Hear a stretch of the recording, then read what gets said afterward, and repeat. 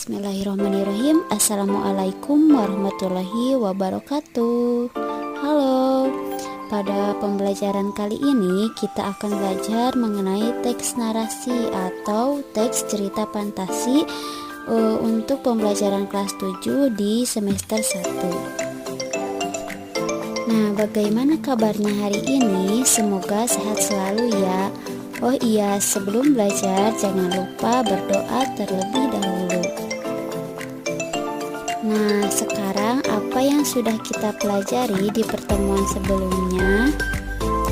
Pernahkah kalian membaca teks cerita fantasi, contohnya Timun Mas dan Raksasa atau teks cerita fantasi Pensil Ajaib? Nah, peristiwa apa yang paling berkesan dari cerita yang pernah kalian baca? Nah, untuk cakupan pembelajarannya di sini ada kompetensi dasar dan tujuan pembelajaran, manfaat pembelajaran, lalu pembagian kelompok, lembar kerja peserta didik, dan juga materi.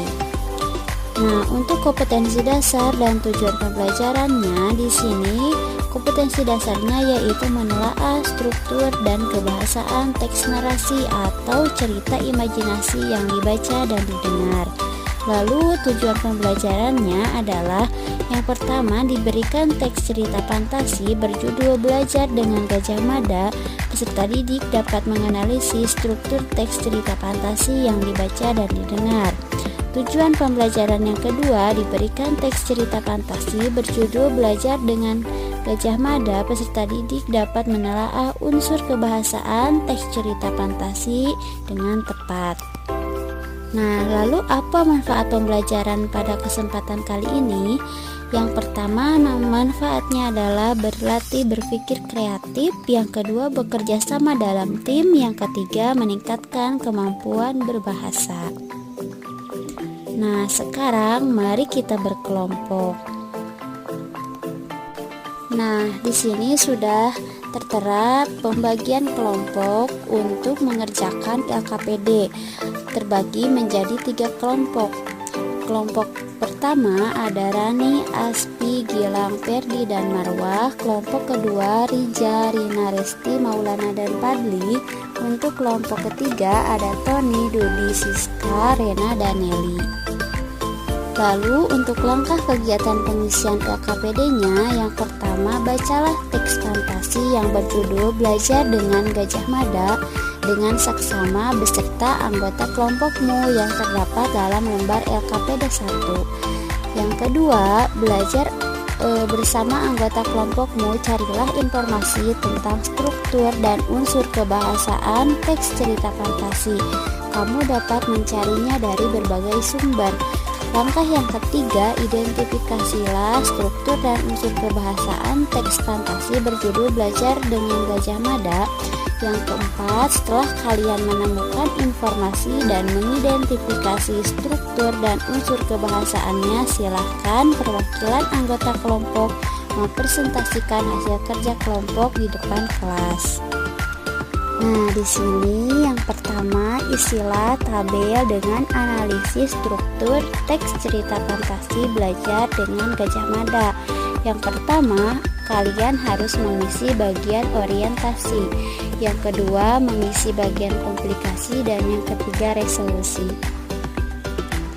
Nah, yang kedua, analisis unsur kebahasaan teks fantasi. Di sini kalian harus mengisi unsur kebahasaan teks fantasi di sini dengan kata ganti orang, kata mencera panca indera, kalimat langsung, dan kata sambung urutan waktu. Nah, setelah kalian selesai mengerjakan LKPD tersebut, di sini ada materi mengenai struktur teks cerita fantasi. Yang pertama adalah orientasi. Bagian orientasi di sini penulis mengenalkan tokoh, watak tokoh, latar atau latar tempat, latar suasana, sosial, dan waktu, dan konflik yang terjadi dalam cerita. Yang kedua, komplikasi, berhubungan dengan sebab akibat sehingga muncul masalah sampai masalah itu memuncak. Lalu yang ketiga adalah resolusi, berisi penyelesaian masalah dari konflik yang terjadi. Lalu ada ciri kebahasaan teks cerita fantasi. Ciri yang pertama, penggunaan kata ganti dan nama orang. Yang kedua, penggunaan kata yang mencerap panca indera untuk mendeskripsikan latar tempat, waktu, dan suasana. Yang ketiga, menggunakan pilihan kata dengan makna kias. Yang keempat, menggunakan kata sambung penanda urutan waktu. Yang kelima, penggunaan kata atau ungkapan keterkejutan. Dan yang terakhir, penggunaan dialog atau kalimat langsung dalam cerita. Nah, setelah pembelajaran pada hari ini, mari kita simpulkan pembelajaran yang telah kita lakukan.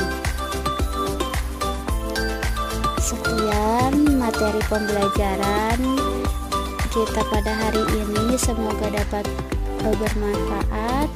Terima kasih. Wassalamualaikum warahmatullahi wabarakatuh.